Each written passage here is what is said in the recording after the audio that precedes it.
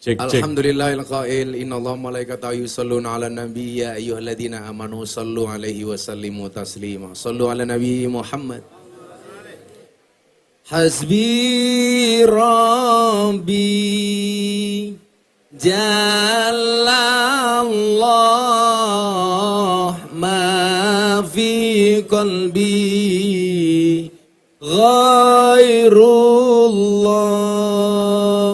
Nur Muhammad Sallallahu la ilaha illallah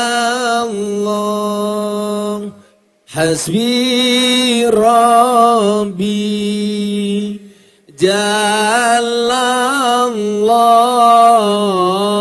ma fi qalbi ghairullah Nur Muhammad Sallallahu la ilaha illallah Sallu ala Nabi Muhammad. Sohibul Bait Gus Helmi beserta istri yang tadi kita lihat memuji-muji istri terus. Karena saya punya kalimat, lelaki yang mencintai banyak wanita berarti dia memahami wanita. Tapi ingat, lelaki yang mencintai satu wanita berarti dia memahami cinta. Nah,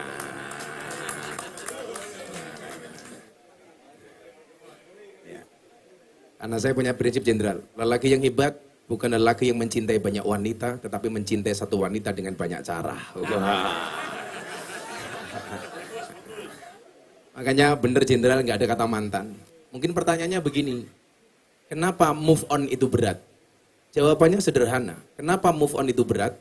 Karena dari SD sampai perguruan tinggi yang dipelajari hanya mengingat dan menghafal, bukan melupakan. Iya. Semoga sakinah lah, amin. Para kiai, ada Pak Kiai senior kita, kalau saya milenial, beliau ini generasi kolonial. Bapak Manarul Hidayat. Yang dari saya kecil tetap konsisten dengan kumisnya. Berulang kali saya bilang sama ibu-ibu, kalau Anda punya suami berkumis, pertahankan. Fik dia lele bukan buaya, ya anak. Siapa lagi yang hadir ini? Oh, ketum.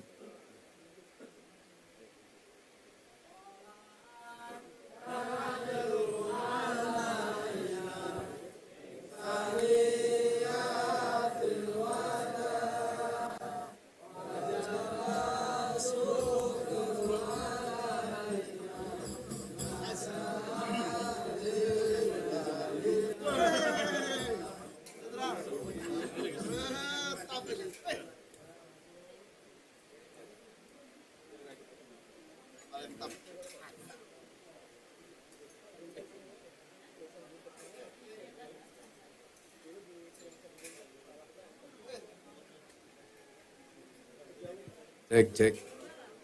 Sallu ala Nabi Muhammad.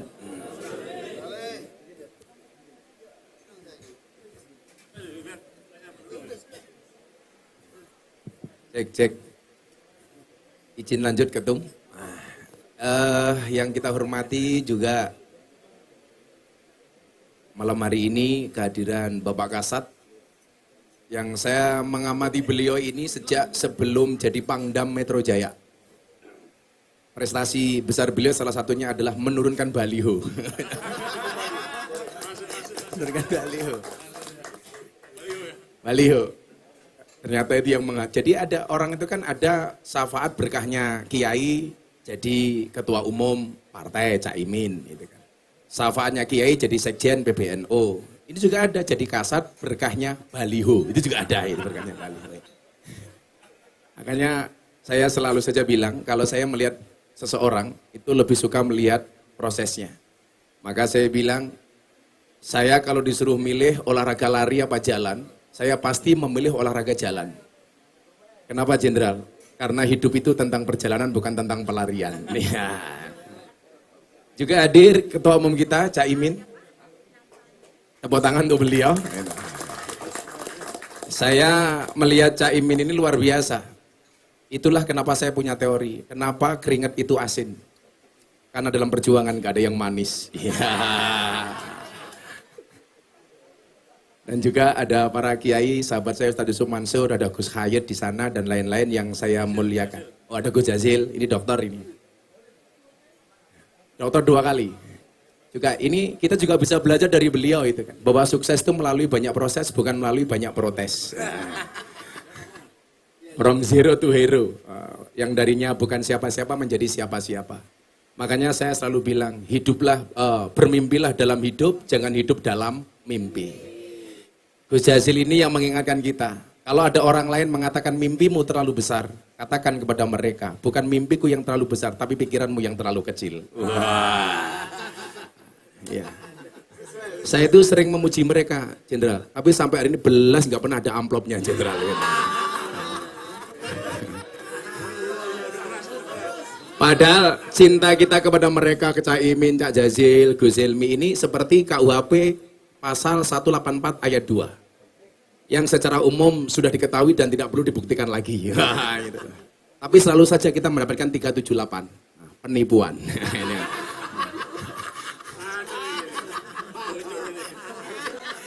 Ya kadang-kadang ingat sih, tapi ya itu tadi pasalnya ganti, bukan 378 tapi 352. Perbuatan tidak menyenangkan. Ya. Nah Bapak Ibu yang saya muliakan, saya yakin semua malam hari ini berkumpul bukan atas kemauan kita, tapi karena Allah kehendaki. Saya tidak nyangka kalau ada Pak Kasat, saya juga tidak nyangka kalau ketemu Ketum, ternyata hari ini kita dikumpulkan. Maka saya ingat dengan apa yang disampaikan oleh Ibnu Athaillah As-Sakandari di dalam kitab Hikam. Ma tawaqqafa matlabun anta talibu birabbika wala tayassara matlabun anta talibuhu binafsika. Tidak akan pernah terhenti sebuah permintaan ketika kamu sandarkan permintaanmu hanya kepada Tuhanmu. Dan tidak akan pernah menjadi mudah sebuah permintaan ketika kamu percaya dengan kemampuanmu. Disitulah saya sering mengatakan, manusia itu mampu bukan karena dia mampu, tapi karena dimampukan oleh Allah yang maha mampu. Makanya doa yang sering dibaca oleh ahlu sunnah, itu ayat yang sering kita baca. Yang mungkin ini harus menjadi amalan wajib Cak Imin ya. Qulillahumma malikal mulki tu'til mulka mang tasya wa tangzi'ul mulka mimmang tasya wa tu'izzu mang tasya wa tudhillu mang tasya biyadikal khair innaka ala kulli syai'in qadir. Kemudian kita diperintahkan untuk membaca doa Allahumma la mani'a lima a'taita wala mu'tiya lima mana'ta wala radda lima qadaita wala yang faudal jad mingkal jad. Orang sedunia mau menolak apapun terhadap eksistensi kita. Kok Allah mengendaki? Gak ada manusia bisa menolak. Saya cerita Jenderal, tahun 2018 pertama kali saya viral pengajian di klub malam dan di lokalisasi bersama para begenggek rahimakumullah. Gitu. Yang sekarang lagi terkenal lagunya Manggu Purel gitu. Tapi orang itu salah loh Cak Imin. Gak bisa membedakan begenggek sama purel. Purel itu bukan begenggek. Begenggek itu PSK. Sementara purel itu bahasa kerennya LC, Ladies Pemandu Karaoke. Yang mereka tugasnya di puskesmas. Pusat Kesenangan Mas-Mas.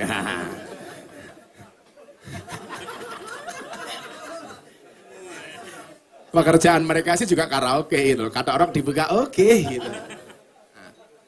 Itu kalau kemudian ada oknum purel yang kemudian macam-macam itu oknum. Tapi bukan purel itu bukan PSK.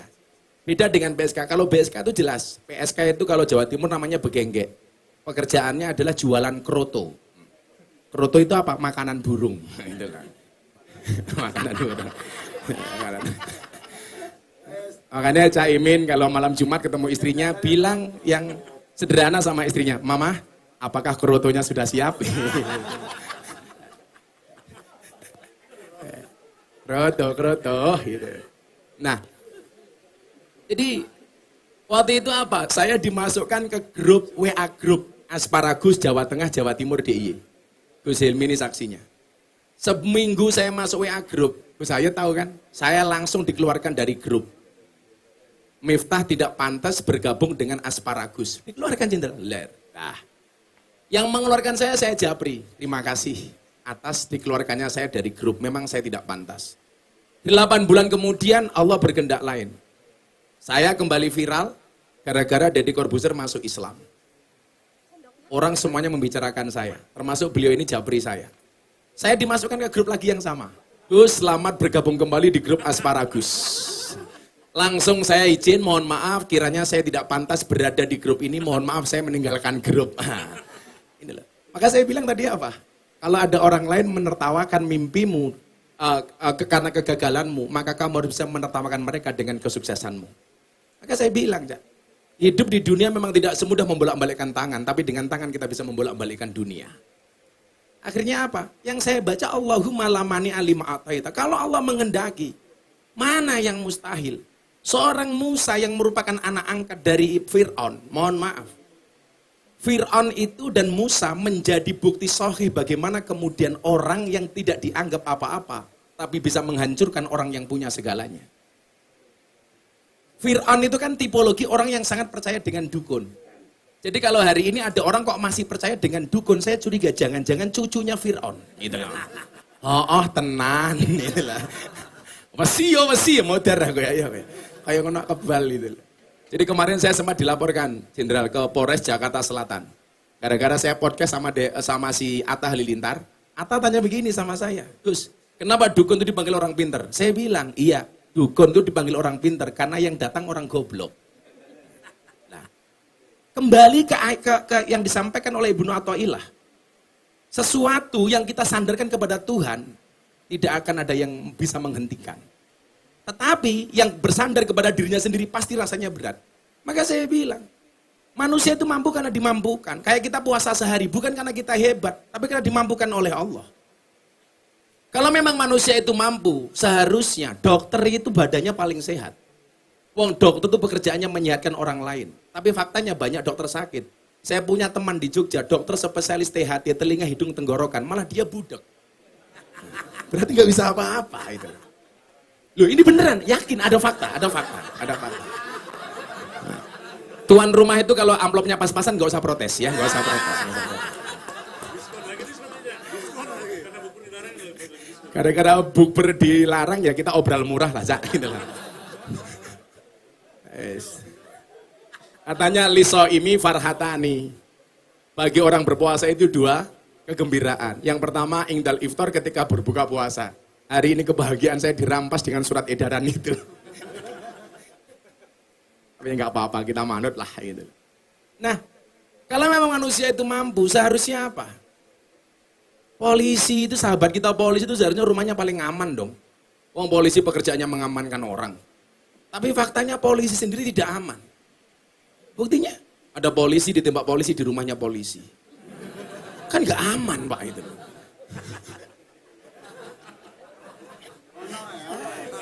Untuk ranah polisi gitu. Tapi faktanya kan begitu gitu. Di rumah polisi. Makanya pentingnya teman-teman kamera itu kan begini. Ini mungkin yang ada cuma orang 100 200, tapi hebatnya ini. Pak Kasat punya pistol 1 peluru 1 kepala. Tapi dengan postingan kita di media sosial, besok kita posting jutaan kepala bisa kita tembak, Pak. Polisi 1 peluru 1 kepala itu saja bisa meleset, 5 saja meleset kena tembok semua kok gitu.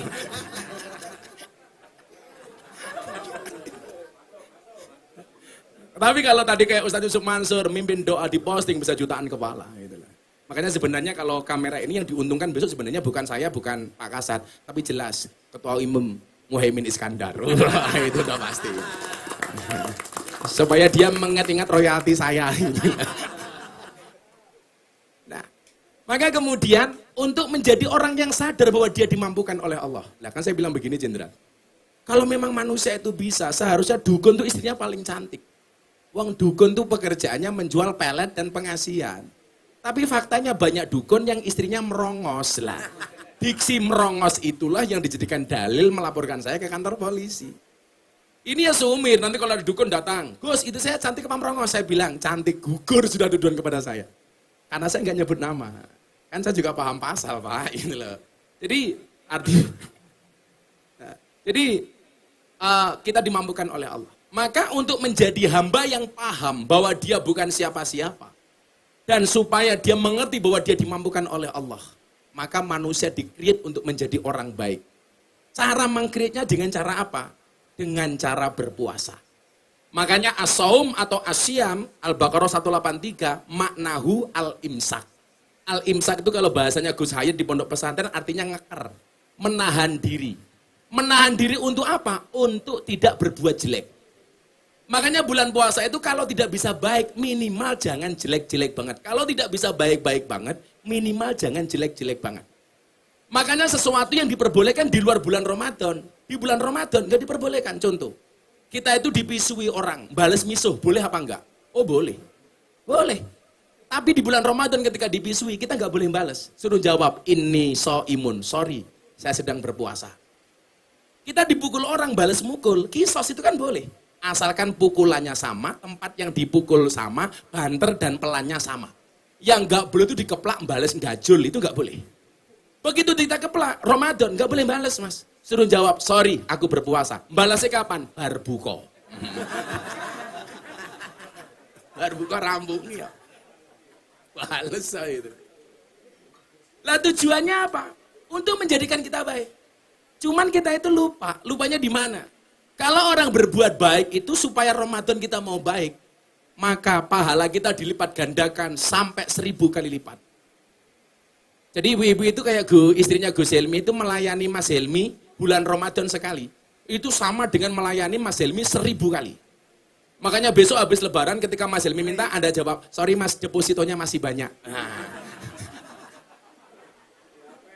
Dirapel itu. Yang orang lupa itu satu, bagaimana dengan kemaksiatan dan dosa? Tado'afatis sayyi'at kama tado'afatil hasanat. Berlipat gandanya keburukan itu sama dengan berlipat gandanya kebaikan. Jadi kalau bulan Ramadan kok kita mangku purel sekali mas, itu sama dengan mangku purel 1000 kali. Makanya jangan mangku dulu mas Jazil ya.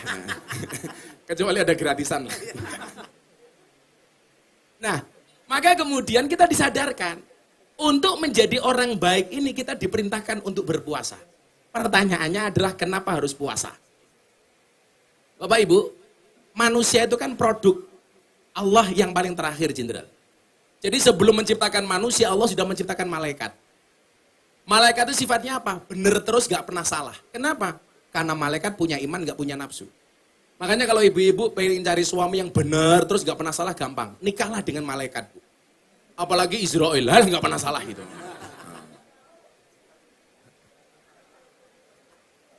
Nah setelah menciptakan malaikat, Allah itu menciptakan manusia.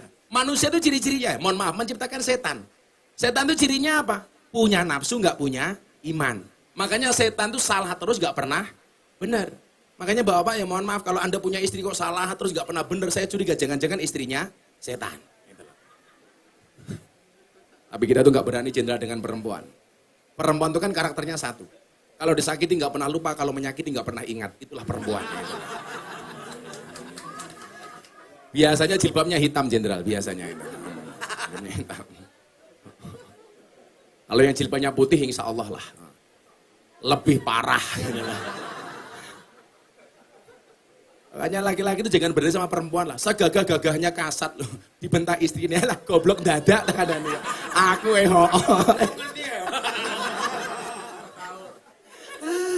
orang lanang lah ning jaba macan ning omah ya kucing. Saya sering ditanya, kenapa sih laki-laki sama perempuan? Ternyata awalnya itu gara-gara bayi Musa, Pak. Jadi kan Musa itu pengumumannya ketika Fir'aun, bayi lahir laki-laki dibunuh. Bedanya dengan zaman jahiliyah. Kalau jahiliyah bayi perempuan bunuh karena dianggap tidak produktif. Boros lah perempuan itu. Kalau zaman Fir'aun kan enggak, yang dibunuh bayi laki-laki. Akhirnya ibunya Musa kan dengar peringatan ini. Makanya kemudian bayi Musa dihanyutkan. Mendarat di belakang kerajaan Fir'aun. Yang menemu siapa? Siti Asyah istrinya Fir'aun. Dibawa pulang. Fir'aun kan tanya, ini siapa? Bayi, laki-laki perempuan, laki-laki. Bunuh kata Fir'aun. Tapi apa kata Asyah? Nanti dulu mas. Orang ujuk-ujuk mau patah ini. Kamu lihat dulu. Bayi yang kamu bunuh itu bayi yang kamu cari. Bayi ini datang sendiri, jangan kamu bunuh. Musa manut. Muhammad siapa? Fir'aun itu manut. Maka sejarah mencatat, sejak saat itulah laki-laki kalah sama perempuan. Fir'aun kalah loh dan itu. Sejak saat itu. Apa meneh emang kelas Gus Helmi. Neng kene gayane muji-muji ya. Ora ini mau dibokongi. Modus biasa. Tapi itulah yang jomblo-jomblo sering saya bilang apa? Menikahi orang yang kita cintai itu pilihan. Tapi mencintai orang yang kita nikahi itu adalah kewajiban. Wis sing jomblo-jomblo mau Ramadan itu. Kamu boleh menyebut dia di dalam doamu. Tapi kamu juga tidak boleh sedih kalau ternyata dia bukan takdirmu.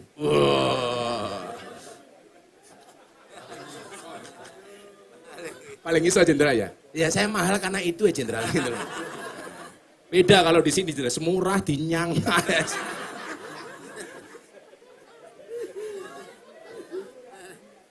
Nah, menciptakan iblis. Kemudian setelah menciptakan malaikat, iblis menciptakan hewan. Kalau dalam kitab kuning itu hewan ada dua. Ada hewan rumangkang, ada hewan satu galak. Bila cara bahasa Indonesia nangal ya Gus Said ya. Hewan rumangkang itu hewan yang dipikiri cuma nafsu. Makan. Itu digambarkan seperti kambing gitu. Kemudian ada hewan satu galak. Hewan yang suka marah-marah. Dilambangkan seperti anjing dan lain sebagainya. Nah, manusia itu ternyata empat-empatnya ini ada gitu. Jadi manusia itu ya ada malaikatnya, ada setannya, ada kambingnya, ya ada anjingnya. Nah, kalau ada manusia baik banget, semua kayak Kak Imin, wah, kata mulai pengajian nambah amplop, itu dudu manusia, itu malaikat, itu umpamane. Wah, yorong jelas kok.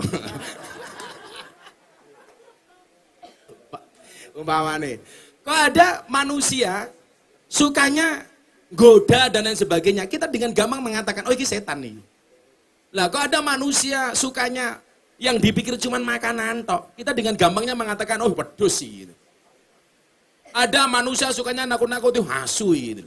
Lah, kan begitu. Itulah Mas Said, bedone asu di Amerika sama asu di Indonesia. Itu. Makanya hati-hati Caimin. Kalau di Amerika anjing itu seperti teman. Kalau di Indonesia kadang-kadang teman seperti anjing, kira-kira begitu.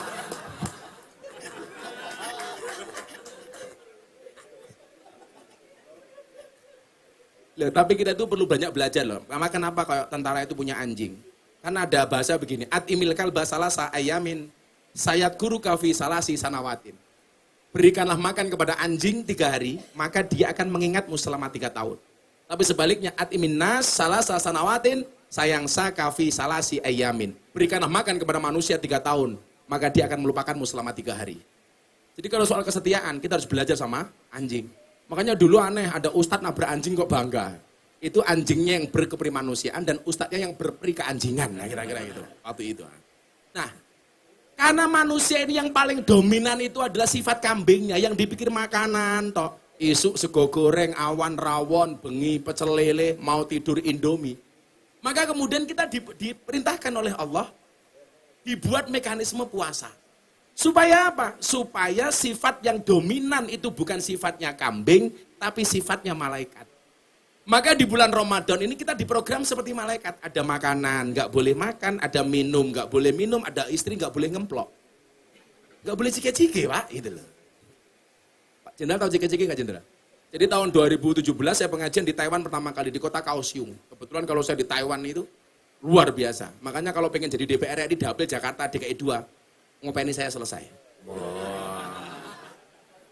Kode-kode itu lah.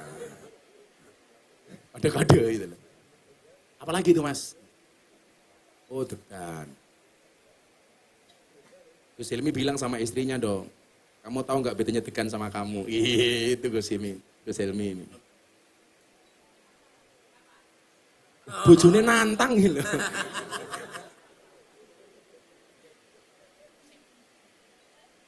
Kalau degan, menyegarkan. Kalau kamu yang menyahwatkan.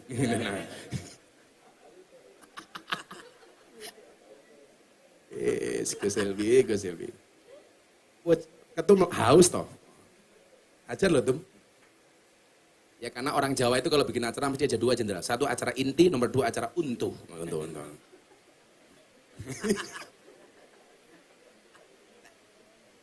Maka kemudian kita didesain seperti malaikat. Caranya bagaimana? Yang paling gampang mendesainnya dengan cara puasa. Tujuannya supaya apa? Supaya menjadi baik. Makanya kenapa banyak ayat itu dia di Al-Quran menyebutkan tentang innallaha yuhibbu. Kalau Ustaz Yusuf Mansur hafal banget ini pasti ini. Innallaha yuhibbul muhsinin, innallaha yuhibbul muqsitin, innallaha yuhibbul mutawakkilin, innallaha yuhibbus sabirin, innallaha yuhibbul mutatahirin dan seterusnya. Lah, puasa ini paling tidak membuat kita yuhibbul muhsinin. Allah mencintai orang-orang yang baik. Lah, definisi baik itu, ini aja yang pengen saya sampaikan intinya. Dikatakan begini, ahabbun nas ilallahi anfa'uhum linnas, wa ahabbul a'mali ilallahi sururun tudkhiluhu ala muslim takshifu anhu kurbatan, au takti anhu dainan, au tatrud anhu ju'an. Wali an amsaya ma'a'akhin fi hajatin, la ahabbu min an a'takifa fi hadal masjid syahrun, kata Nabi. Jadi manusia yang baik itu setelah kita puasa menjadi baik. Lah, ciri-cirinya apa? Ahabbun nas ilallahi anfa'uhum linnas. Manusia yang paling banyak manfaatnya bagi kemanusiaan. Maka partai harus bermanfaat untuk kemanusiaan.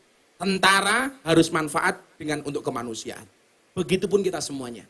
Maka saya memahami fastabiqul khairat itu bukan satu posisi diperebutkan oleh banyak orang, tetapi menjadi yang terbaik di posisi masing-masing. Ya, saya berhusnudzon saja, mungkin Cak Imin tuh pengen jadi presiden, bukan karena kemauan pribadi, karena pengen anfa'uhum linnas, manfaatnya lebih banyak. Cak? Gitu. Jenderal juga sama, mungkin beliau juga dulu nggak pernah cita-citanya sampai jadi kasat. Mungkin Allah mengendaki dengan posisi ini lebih banyak manfaatnya. Tapi mohon maaf jenderal, malam hari ini kita duduk di atas bumi yang sama, tapi dengan amplop yang berbeda.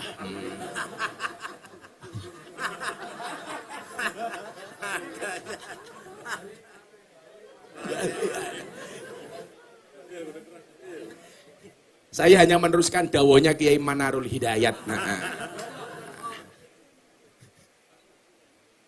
Jadi, anfa'uhum linnas, menjadi yang terbaik di posisi masing-masing dengan memberikan nilai kemanfaat. Kemudian wa ahabbul a'mali ilallah, dan amal yang paling dicintai oleh Allah itu sederhana banget jenderal di situ. Sururun tudkhiluhu ala muslim, kebahagiaan yang kita berikan kepada saudara kita. Coba takshifu anhu kurbatan, yang dengan kebahagiaan itu bisa melepaskan semua kepenatan, kerisauan. Jadi kenapa kalau saya itu ngaji saya buat sederhana jenderal? Karena takshifu anhu kurbatan. Makanya saya kemarin menyelesaikan kuliah, metodologi saya namanya Al-Mizah Al-Miftahiyah. Fun learning ala Gus Miftah. Wow. Lah, orang NU itu kan kiblatnya rata-rata kalau ngaji kepada siapa sih? Imam Abu Hasan As-Sadili. Orang yang sangat fun learning. Tapi kesalahannya Kiai NU itu satu, Pak Kiai Manar ya. Imam Abu Hasan As-Sadili itu tokoh sufi dan dia kaya raya. Lah, salahnya Kiai NU itu satu, yang dicontoh sufinya tidak mencontoh kaya rayanya. Salahnya di situ. Makanya itulah perbedaan antara Kiai NU dengan pengacara, Pak. Kalau pengacara masalah jadi duit. Kalau Kiai NU duit jadi masalah.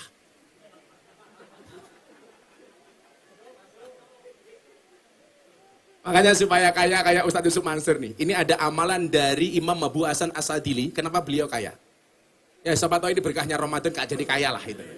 Rabbana wasi' alaina arzaqona wala tahjubna biha an ukhrona. Ini doa yang dibaca oleh Imam Abu Hasan As-Sadili, Pak. Gubernur Mesir itu ada kuda mahal, nggak kuat beli. Dibeli sama Imam Abu Hasan As-Sadili. Kuda saat itu kan seperti mobil hari ini. Harganya mahal-mahal, jenderal. Dibeli sama dia.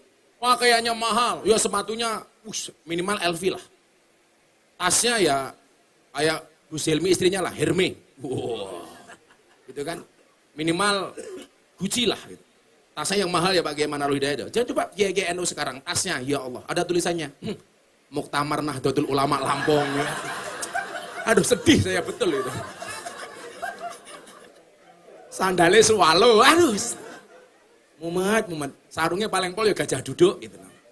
Walaupun itu sarung yang paling jujur si jenderal, gajah duduk itu. Karena dibuka sarungnya muncul belalainya, itu kan luar biasa.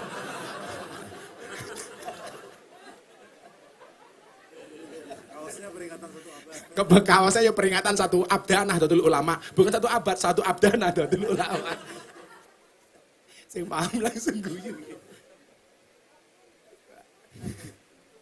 Jadi wa ahabbul a'mali amali ilallah sururun, memberikan kebahagiaan. Tentara membagikan kebahagiaan untuk rakyat. Makanya saya tadi pamer di hadapan jenderal. Jenderal, saya kemarin mengumpulkan tokoh-tokoh Papua di Yogyakarta. Mereka minta saya sebagai bapak angkatnya. Yang datang dari Papua, dari Jayapura, dari Wamena. Mereka datang ke pondok saya. Gus Miftah, kemana-mana kita melihat Gus Miftah konsisten dengan kebangsaan. Yuk ngobrol sama kami. Bahkan yang selama ini ada beberapa orang yang teriak OPM, alhamdulillah. Sekarang banyak juga OPM, orang Papua Muslim. Udah lagi. Ya, memberikan kebanggaan dengan apa? Dengan kemampuan kita. Wahabul a'mal sururun tudkhilu ala muslim. Maka keberadaan kita ini seharusnya apa? Agen kebaikan. Maka saya bilang, orang Nasrani itu bukan musuh kita. Saya tuh masih tersinggung, Jenderal. Kalau ada kejadian kayak di Bogor, orang Nasrani sembahyangan Natal, kemudian dipersekusi. Orang sembahyangan di rumahnya sendiri dilarang. Hak kita apa untuk mereka dekat dengan Tuhan? Maka saya bilang, orang Nasrani silakan ke gereja. Karena bagi saya gereja itu adalah sarana untuk menjadi orang Nasrani yang baik. Kalau Nasraninya baik, orang Islamnya aman. Saya mendorong orang Islam untuk masuk masjid. Kenapa? Karena masjid itu sarana yang baik untuk orang Islam supaya menjadi soleh. Kalau orang Islamnya baik, orang Nasraninya aman. Kalau orang Nasraninya aman, Muslimnya, kalau Nasraninya baik, Islamnya baik, maka Indonesia aman. Maka saya bilang, perbedaan agama di antara orang Indonesia, mereka itu bukan musuh, tapi partner dalam kebaikan. Harusnya seperti itu. Buya rawuh, tanda-tanda pengajian saya selesai. Tola'al badru alaina min sani yatil wada wajabas syukru alaina mada'an lillahi da tola'al min saniyatil wada wajabas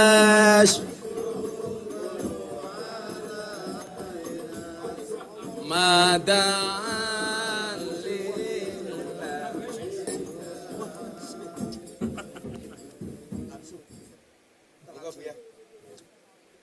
ya, ini tanda-tanda hampir selesai. Buya saya sudah rawuh.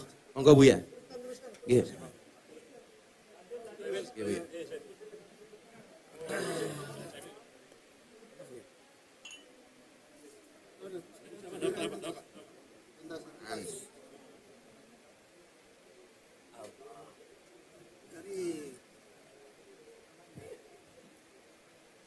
Sudah rawuh Prof yang asli. Saya sama Pak Kiai Said kebetulan sama-sama Prof. Pak Kiai Said Profesor, Gus Miftah provokator ya. Oh, ada Pak Menteri juga. Oh.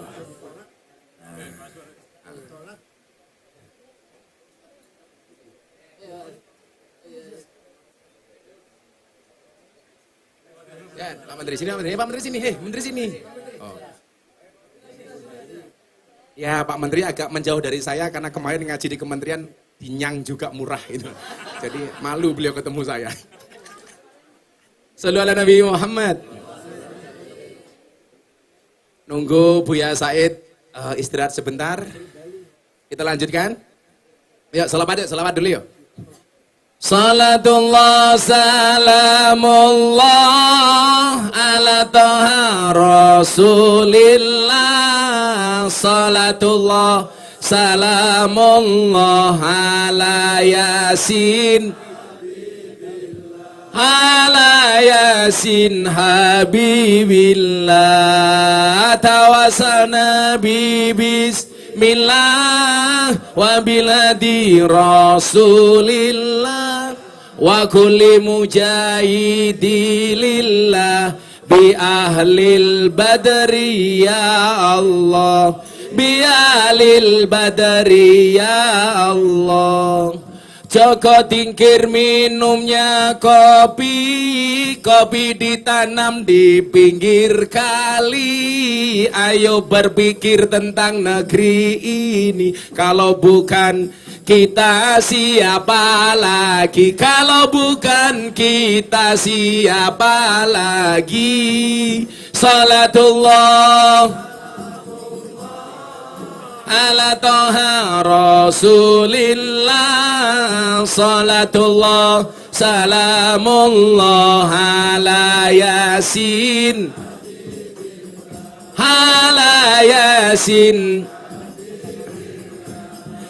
Jalan-jalan di pedesaan, desanya aman bersih terjaga.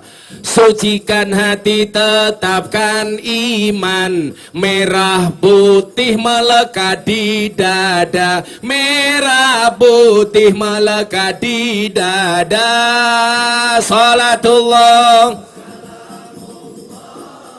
ala toha rasulillah, salatullah salamullah ala yasin. Walek banget, cepluk cepluk cepluk cepluk cepluk. Malah kaya ngiring ngeledek munyuk le. Bunga cantik di dekat. Joko Tingkir toh yo. Joko Tingkir toh. Tapi ini ngaji Joko Tingkir Bu ya, enggak mumet Bu ya. Bukan yang versi mumet. Nah. Bukan yang versi mumet Bu ya.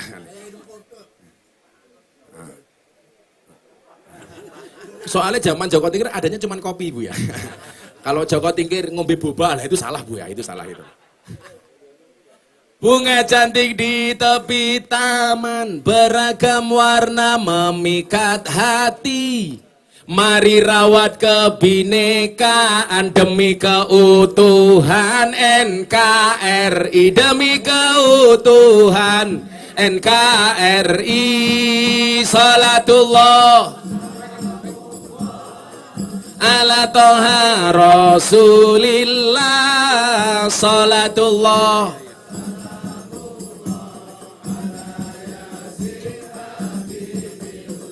ala yasin. Minum kopi rasanya nikmat, nanam sawo di tengah desa. Mari ngaji dan bersolawat, dari hijau untuk Indonesia, dari untuk Indonesia. Salatullah ala toha rasulillah, salatullah salamullah ala habibillah ala yasin. Sallu ala Nabi Muhammad. Akhirnya sudah rawuh sumber ilmu kita malam hari ini. Kita akhiri, ya mungkin jelas. Yang kuliah di Madinah ya Pak Kiai Said, yang jadi ketua umum ya Pak Kiai Said, mantan. Yang jadi profesor ya Kiai Said, tapi tetap kalau tarif paling mahal tetap Gus Miftah.